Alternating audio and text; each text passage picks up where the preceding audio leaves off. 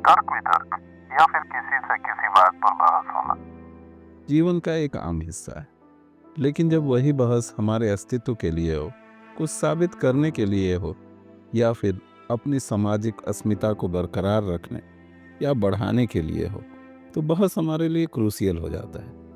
जिसके लिए कुछ लोग चीखते चिल्लाते हैं, जबकि कुछ लोग सहजता और सजगता से काम लेते हैं। कुछ लोग शोर का सहारा लेते हैं, जबकि कुछ लोग खामोशी का। क्योंकि एक मूर्ख व्यक्ति यह जानता है कि उसे क्या कहना है, लेकिन एक चालाक व्यक्ति यह जानता है कि उसे क्या नहीं कहना है। इसलिए आगे मैं रॉबर्ट ग्रीन द्वारा 48 लॉज ऑफ पावर में बताई गई 4 कहानियों के जरिए 4 पॉइंट शेयर करने जा रहा हूँ, जो किसी भी बहस के दौरान आपके पोजीशन को मजबूत और रहस्यमयी बनाएगी। यह कहानी है great military hero of Rome, genius Marcius की, जिसे कोरियोलिनस भी कहा जाता था। उसने रोम के लिए कई जंगें जीती थी। उसने कई बार मुसीबतों से शहर को बचाया था, लेकिन 17 साल जंग के मैदान में बिताने के बाद अब वो फैसला लेता है कि वह जंग का मैदान छोड़कर पॉलिटिक्स में हाथ आजमाएगा। इसके बाद चुनावी कैंपेन के दौरान कोरियोलिनस जहाँ भी जाता, वहाँ अपने 17 साल के जंग में खाए हुए जख्मों के निशान को दिखाता, अपनी वीरता की कहानी सुनाता। धीरे धीरे ऐसी हवा चली कि अब यह तय माना जा रहा था कि वह आसानी से जीत जाएगा।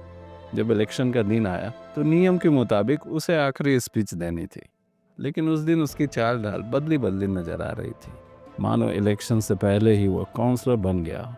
ना तो उस दिन उसके भाषण में उसके घाव का जिक्र था, ना ही देशभक्ति का। उल्टा वह देशभक्ति पर घटिया जोक मार रहा था, गरीबों का मजाक उड़ा रहा था।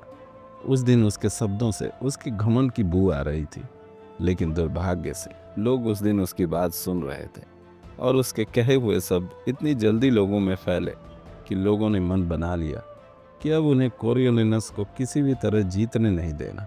और ऐसा ही हुआ। कोरियोलिनस हार गया, क्योंकि जब वह जंग के मैदान में था तो लोग उसे उसकी कहानियों से जानते थे, लेकिन जब वो उनके सामने था तो लोग उसका आकलन उसकी बातों से करने लगे। और अचानक वो बिल्कुल वैसा नहीं रहा जैसा लोगों ने कल्पना की थी, क्योंकि जवान एक जंगली जानवर की तरह है, जो बार बार अपने पिंजड़े को तोड़कर बाहर निकलना चाहती है। और अगर इस पर नियंत्रण नहीं किया गया तो यह आपको इतना दुख देगी जिसकी आप कल्पना भी नहीं कर सकते। इसलिए जब भी आप किसी से बहस में पड़े तो आप शब्दों का खजाने की तरह यूज कीजिए। बात 1502 की है, जब एक मार्बल का पत्थर सेंट मारिया डेल फेवरे चर्च में लाया गया, लेकिन गलती से एक लोकल मूर्तिकार ने उस पत्थर में ऐसी जगह होल कर दिया जिससे उस पत्थर से कोई मूर्ति नहीं बनाई जा सकती थी।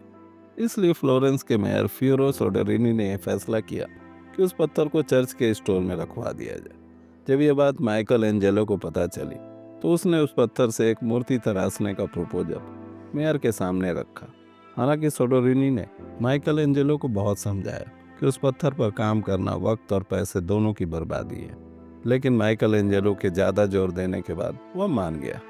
जब एक सप्ताह बाद एंजेलो उस मूर्ति को फाइनल टच दे रहा था, तभी सोडेरिनी वहां आया और उस मूर्ति को देखने के बाद उसने कहा, बाकी सब तो ठीक है, लेकिन उस मूर्ति की नाक बहुत लंबी है।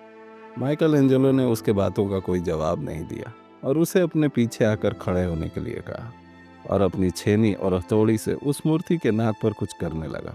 कुछ देर बाद उन्होंने सोडेरिनी से पूछा कि अब उसे मूर्ति कैसी लग रही है। तब सोडेरिनी ने कहा, हाँ, मैंने कहा था ना कि नाक थोड़ी सी लंबी लग रही है, अब यह बिल्कुल परफेक्ट है। जबकि एंजेलो ने उस मूर्ति पर कोई काम नहीं किया था, क्योंकि उन्हें मालूम था कि इस मूर्ति में कमी निकालना सोडेरिनी का ईगो है। इसलिए उन्होंने उसके ईगो को हर्ट करने के बजाय बिना कुछ कहे और उसके कहे को मानने का दिखावा करके उसकी ईगो को भी सेटिस्फाई कर दिया और अपने लिए धन और सम्मान का भी इंतजाम कर लिया। और ऐसी ही कुछ परिस्थितियां हमारे सामने भी आती हैं, जब खास करके बहस करने वाला हमारा कोई अपना होता है या हमसे ज़्यादा ताकतवर। तो ऐसे कंडीशन में सामने वाले की बात ठुकराना, अपने पैर पर कुल्हाड़ी मारना है और उसकी बात मानना अपने को गवारा नहीं होता। तो उस कंडीशन में खामोश रहना, कुछ ना करना, लेकिन सिर्फ दिखाना कि आप उसकी बात से एग्री करते हैं, सबसे अच्छी स्ट्रेटजी है। 1825 में निकोलस I ने रूस की गद्दी संभाली। इसके तुरंत बाद विद्रोह छिड़ गया। विद्रोहियों की मांग थी कि रूस में भी यूरोप की तरह औद्योगिकरण और नागरिकों के लिए समान हक हो। लेकिन इस विद्रोह को क्रूरता से कुचलते हुए निकोलस ने विद्रोह का चेहरा बन चुके नेता कोनराड राइलिएव को मौत की सजा सुनाई। फांसी के दिन राइलिएव फांसी के तख्ते पर खड़ा था। उसके गले में फंदा डाला गया और तभी जल्लाद ने लीवर खींचा। लेकिन जैसे ही राइलिएव लटका, रस्सी टूट गई और वह जमीन पर गिर गया। और उस वक्त इस तरह की घटनाओं को ईश्वर या ईश्वर की इच्छा का संकेत माना जाता था और ऐसे व्यक्ति को आमतौर पर माफ कर दिया जाता था।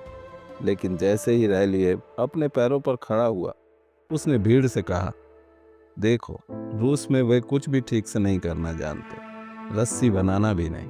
तभी रस्सी के टूटने की खबर को लेकर एक संदेशवाहक तुरंत निकोलस के पास गया और उसने उसको सारी हकीकत बयां की, जिसके कारण निकोलस के ना चाहते हुए भी उसे राइलिएव के माफीनामे पर हस्ताक्षर करना पड़ा। लेकिन हस्ताक्षर करने से पहले वो उस संदेशवाहक से पूछता है, क्या राइलिएव ने इस चमत्कार के बाद कुछ कहा? संदेशवाहक ने उत्तर दिया, महाराज, उसने कहा कि रूस में वे रस्सी बनाना भी नहीं जानते।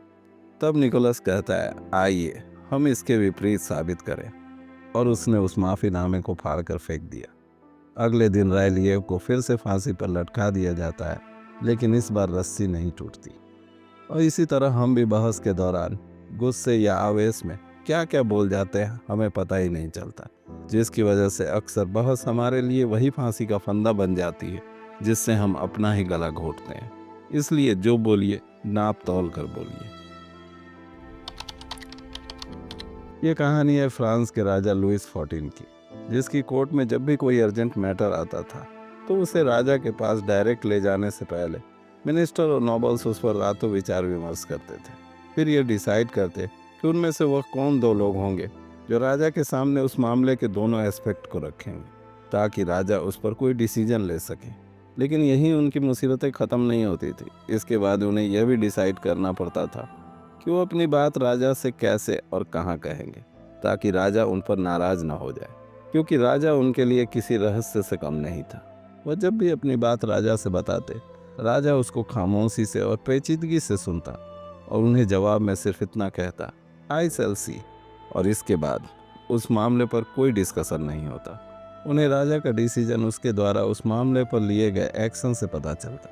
तो आखिर ऐसी कौन सी चीज़ थी जिसके कारण लुइस 14 के मिनिस्टर उसे प्रिडिक्ट ही नहीं कर पा रहे थे? वह थी उसकी खामोशी, जिसके कारण उसे प्रिडिक्ट कर पाना मुश्किल था, क्योंकि आपके शब्द होते तो छोटे हैं, लेकिन दुनिया के सामने आपकी शख्सियत के राज खोलने के लिए काफ़ी हैं। इसलिए बहस के दौरान इस बात की हमेशा कोशिश कीजिए कि आपका जवाब छोटा हो और शब्द सटीक। तो अब मुद्दा मामला ऐसा है कि बहस या तर्क वितर्क कई मायनों में दिखावे का खेल है, और जब आप ज़रूरत से कम बोलते हैं तो आप निश्चित रूप से अपने से ज़्यादा बड़े और शक्तिशाली दिखाई देते हैं। आपकी चुप्पी दूसरे लोगों को असहज कर देती है, क्योंकि इंसान एक्सपेक्टेशन और इंटरप्रिटेशन की मशीन है, और अगर आप जो बोलते हैं उसको कंट्रोल कर लेते हैं तो कोई भी आपके इरादों या आपके अर्थ को भेद नहीं पाएगा, क्योंकि जितना आप कम बोलेंगे आप उतने ही गहरे और रहस्यमयी दिखेंगे। Thank you and best of luck.